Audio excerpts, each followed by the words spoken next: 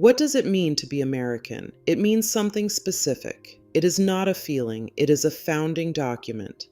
In Federalist No. 52, James Madison wrote that the House of Representatives should have an immediate dependence on and an intimate sympathy with the people, not the wealthy, not the well-connected, not the largest donors, the people.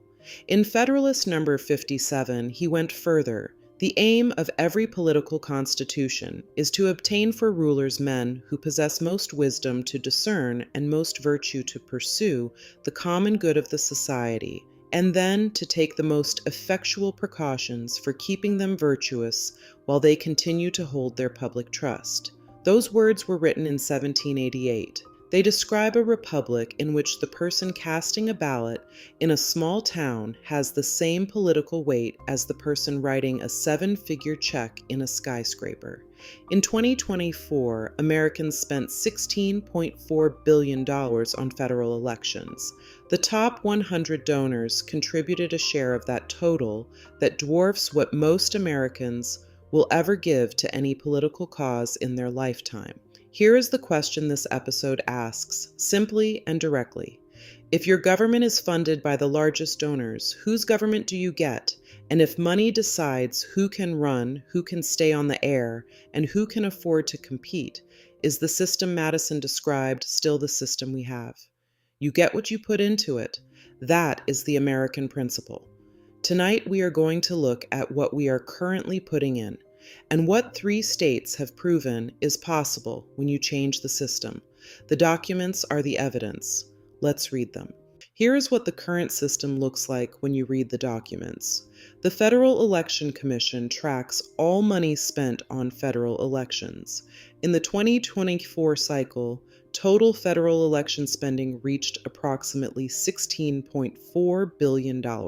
Super PACs, political action committees that can raise and spend unlimited amounts from corporations, unions, and individuals, spent more than $3.5 billion in that cycle alone.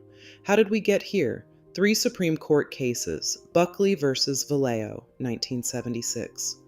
The Supreme Court upheld contribution limits, how much an individual can give directly to a candidate, but struck down spending limits.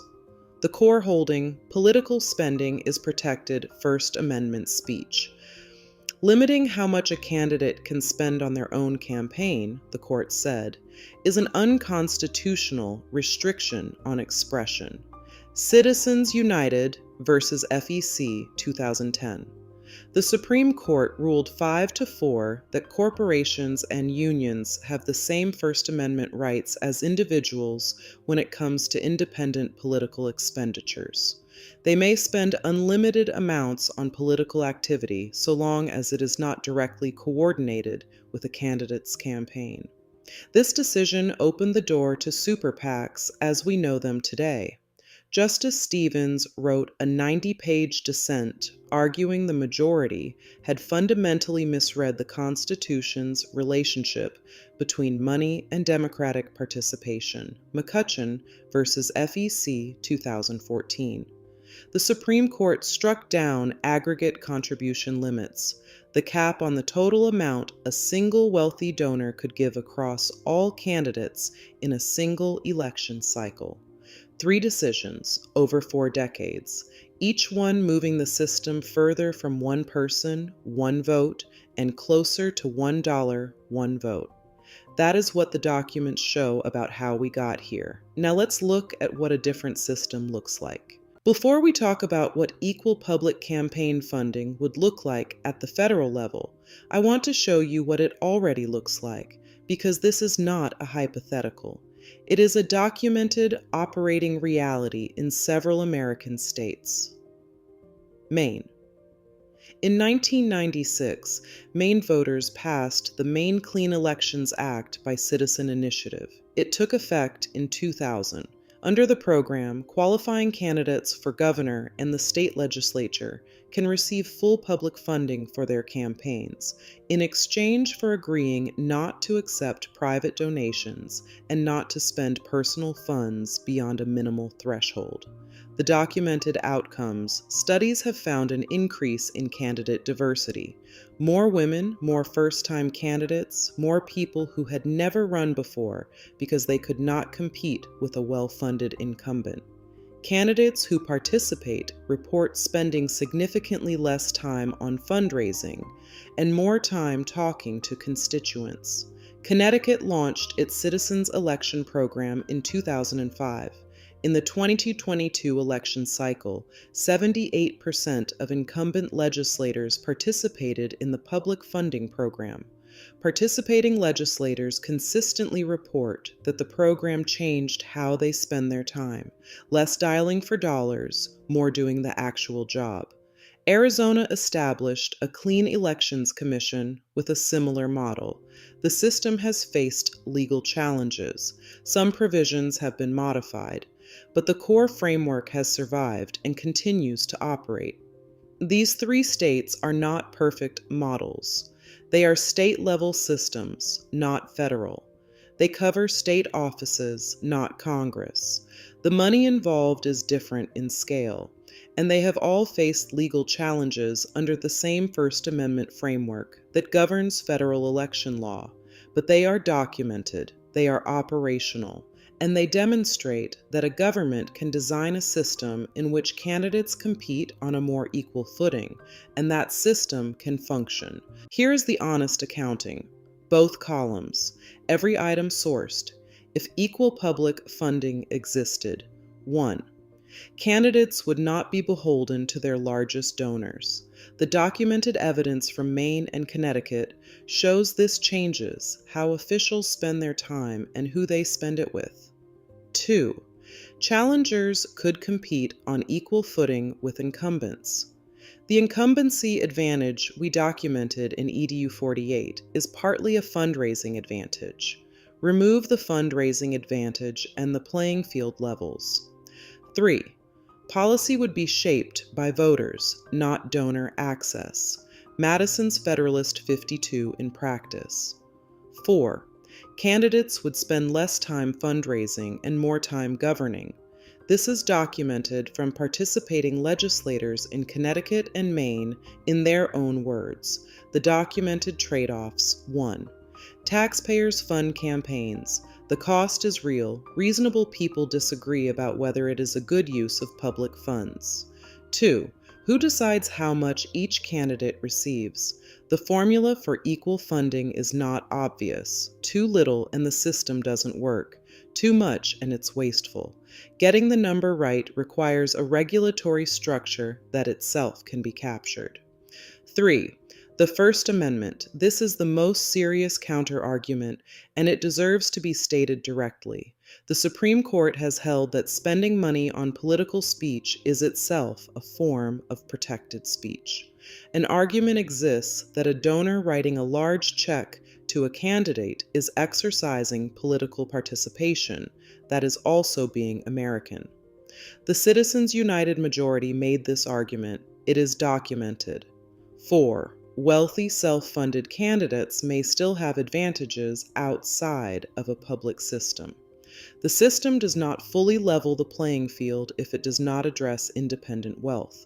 I am putting both columns in front of you. You decide what they add up to. Here's the wall.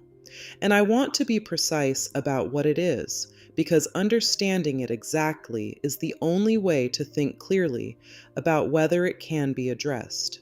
Citizens United versus FEC, decided in 2010, held that the First Amendment prohibits the government from restricting independent expenditures by corporations, associations, or labor unions. The majority opinion, written by Justice Kennedy, rested on the principle that the government cannot restrict political speech based on the speaker's corporate identity. Justice Stevens, in a 90-page dissent, argued that the majority had fundamentally confused the rights of corporations with the rights of citizens, that the founders never intended the First Amendment to give artificial legal entities the same political voice as human beings. He wrote that the court's ruling threatens to undermine the integrity of elected institutions across the nation, Whether Justice Kennedy or Justice Stevens had the better argument is a question reasonable people disagree about. What is not in dispute is the legal effect. The decision protects unlimited, independent political spending as First Amendment speech. That means Congress cannot simply pass a law prohibiting super PAC spending. Any such law would be struck down under Citizens United. The only path that would definitively resolve this, the only path that survives a Supreme Court challenge, is a constitutional amendment under Article 5. 2/3 of both chambers of Congress, plus ratification by 3/4 of state legislatures. 38 states. That is a high bar. We established in EDU 48 that it is not impossible. The 17th Amendment changed how senators are elected. The 16th Amendment created the income tax. The 19th Amendment gave women the right to vote. Each of those amendments passed over significant opposition from the people who benefited from the existing system. The people who would vote to limit PAC money are the same people who receive PAC money. That is not a coincidence. That is the wall. Here is where I stand, and I want to be clear about why this is an America First argument, not a left or right argument. Madison wrote that the House of Representatives should have an immediate dependence on the people, not an immediate dependence on the donor class, not an immediate dependence on the corporations and unions whose unlimited spending shapes which candidates can afford to compete and which cannot, the people.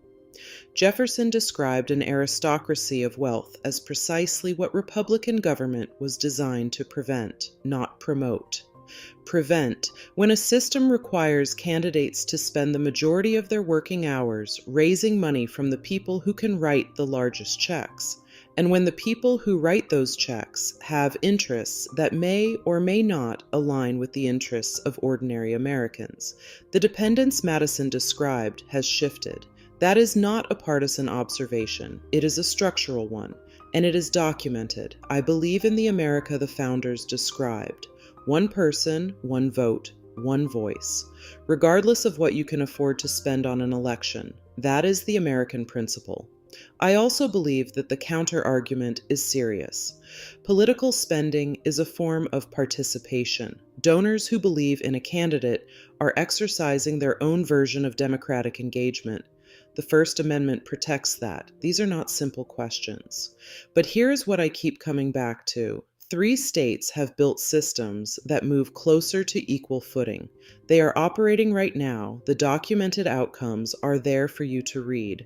The path to changing the federal system is documented in Article 5. The 17th Amendment showed it is possible when citizens demand accountability over decades. You get what you put into your democracy. If you put in a system funded by the wealthiest donors, you get a government that reflects what they put in. If you put in a system where every candidate starts equal and every vote counts the same, you get a government that reflects what the people put in. The founders chose the second option. The documents are public. The question is whether we still want what they designed. The documents are in the description. This is Words with Wentz. Know your rights. Let the signal cut through the noise. Reading between the lines. Every story leaves a trace.